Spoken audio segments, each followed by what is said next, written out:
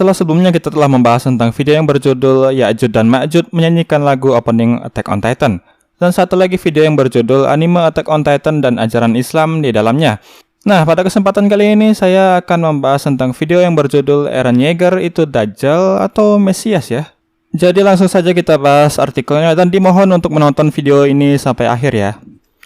Assalamualaikum warahmatullahi wabarakatuh. Bagaimana kabar kalian? Semoga masih diberi kesehatan, kesempatan, dan keceriaan sehingga masih bisa menikmati suguhan video artikel-artikel berkualitas dari channel Egakology. Dan jangan lupa juga untuk like, subscribe, dan share video dari kami ke grup chatting komunitas kalian agar channel ini bisa menjadi wadah berkumpulnya bagi para wibu-ibu barokah di seluruh dunia.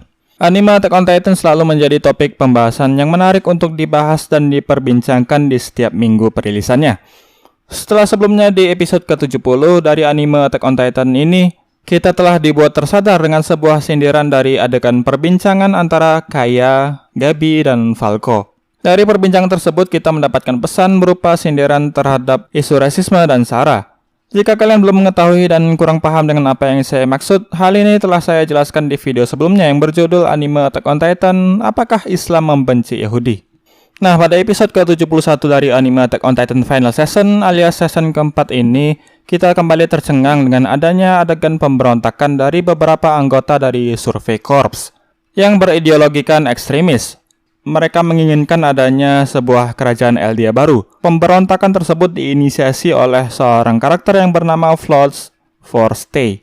Kelompok tersebut menganggap bahwa Eren Yeager adalah satu-satunya harapan yang bisa membangkitkan negara Eldia baru dan sekali lagi membangkitkan kejayaan kaum Eldia.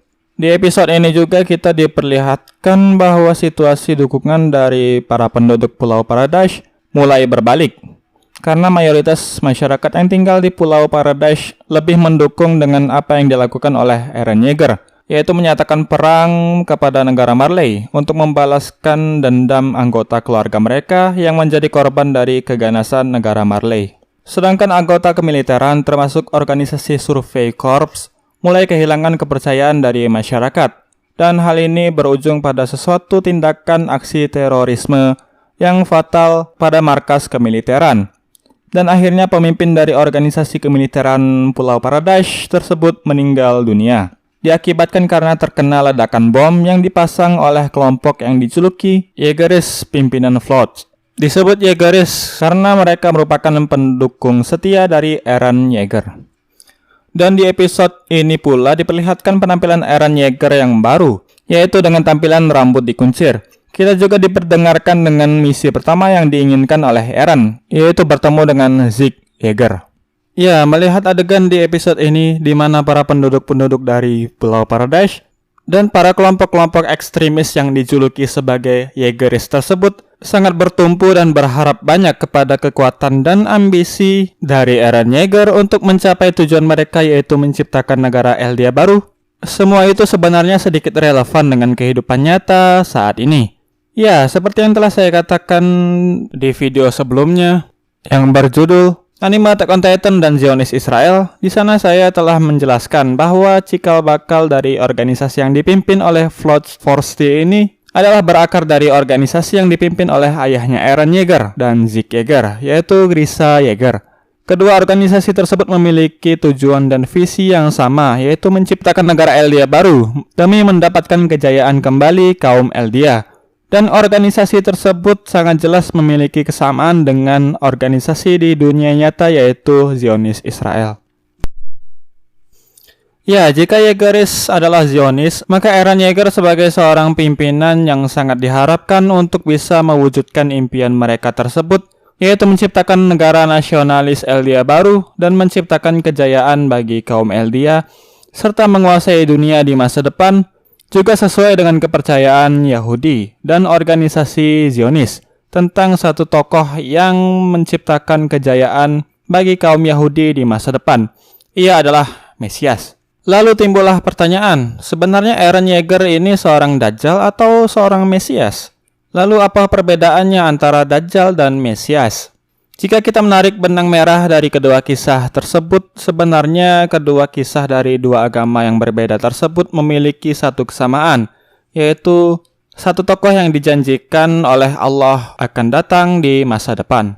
Mesias sendiri jika ditilik dari pengertian secara bahasanya berarti yang diurapi, yang didasarkan pada tradisi orang Yahudi yang selalu memberi pengurapan atau menuangkan minyak di atas kepala seseorang yang dianggap sebagai orang suci atau memiliki jabatan dan kedudukan khusus. Biasanya tradisi ini dilakukan kepada raja-raja dari Yahudi dan para nabi-nabi Yahudi.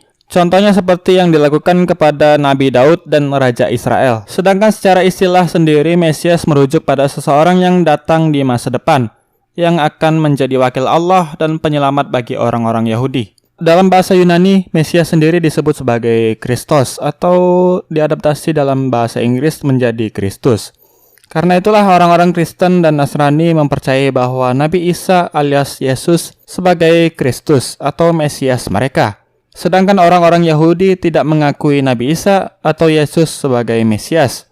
Dan mereka menganggap bahwa Nabi Isa atau Yesus itu sebagai nabi palsu alias Mesias palsu. Dan mereka juga secara keseluruhan tidak mempercayai Nabi Muhammad SAW sebagai seorang nabi. Orang-orang Nasrani yang mempercayai Nabi Isa sebagai Mesias menyebut diri mereka sebagai Kristiani atau Kristen, merujuk dari bahasa Belanda yang berarti pengikut Kristus.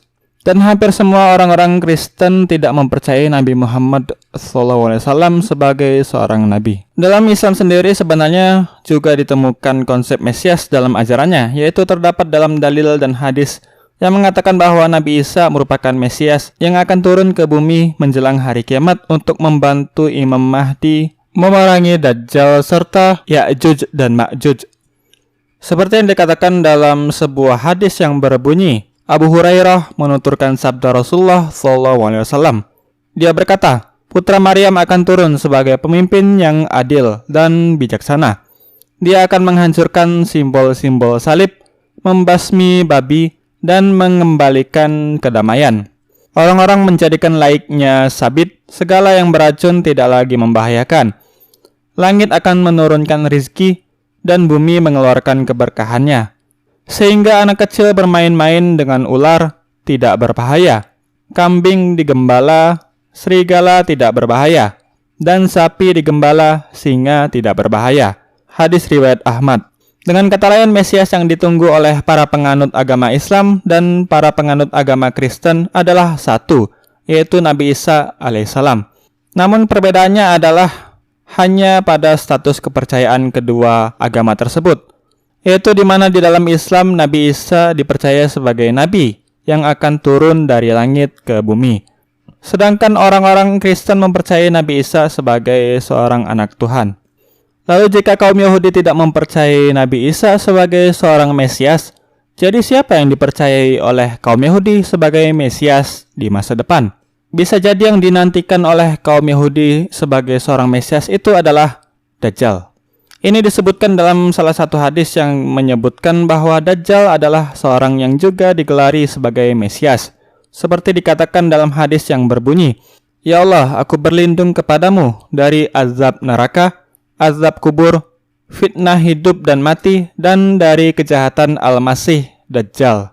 Hadis riwayat Nasai, Abu Daud, Tirmizi, Ibnu Majah, dan yang lainnya.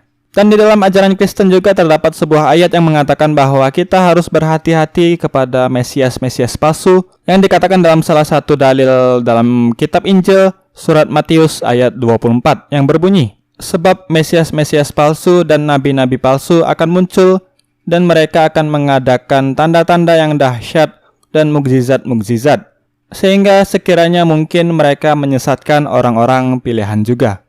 Kesimpulannya adalah Dajjal bagi orang-orang Yahudi adalah seorang Mesias, sedangkan Mesias dalam kepercayaan Islam dan orang-orang Kristen adalah Nabi Isa Al-Masih. Dan di akhir zaman nanti dikisahkan bahwa kedua Mesias tersebut akan bertarung satu sama lain. Dan seperti yang kita ketahui, bahwa akhir dari kisah peperangan tersebut akhirnya Dajjal akan dikalahkan oleh Isa Al-Masih. Ya, ini sebenarnya sesuai dengan apa yang diceritakan dalam anime Attack on Titan season keempat Final Season, tepatnya di episode ke-71, di mana Eren Yeager dianggap sebagai Mesias, juru selamat bagi kaum Eldia yang menginginkan kembali negara Eldia baru dan membalaskan dendam para orang-orang yang telah mati oleh kekejaman negara Marley. Dan bagi seluruh dunia, Eren Yeager dianggap sebagai Dajjal karena ia dianggap sebagai perusak dunia yang hanya bertujuan untuk menghancurkan dunia dan membantai para penduduk-penduduknya. Dan jika merujuk dari kisah Dajjal melawan Mesias di akhir zaman, bisa jadi akhir kisah dari serial Attack on Titan alias Shingeki no Kyojin ini akan bernasib sama seperti kisah tersebut, yaitu Eren Yeager dan para pendukungnya akan dihancurkan oleh kekuatan persatuan seluruh dunia. Oke, mungkin sekian dulu pembahasan kita tentang video yang berjudul Eren Yeager itu sebenarnya Dajjal atau Mesias. Semoga pembahasan kali ini bisa bermanfaat untuk kalian, dan jangan lupa juga untuk like, subscribe, dan share video dari kami ke grup chatting komunitas kalian, agar channel ini bisa menjadi wadah berkumpulnya bagi para wibu-wibu barokah di seluruh dunia. Akhir kata, assalamualaikum warahmatullahi wabarakatuh. Salam hangat agrologi.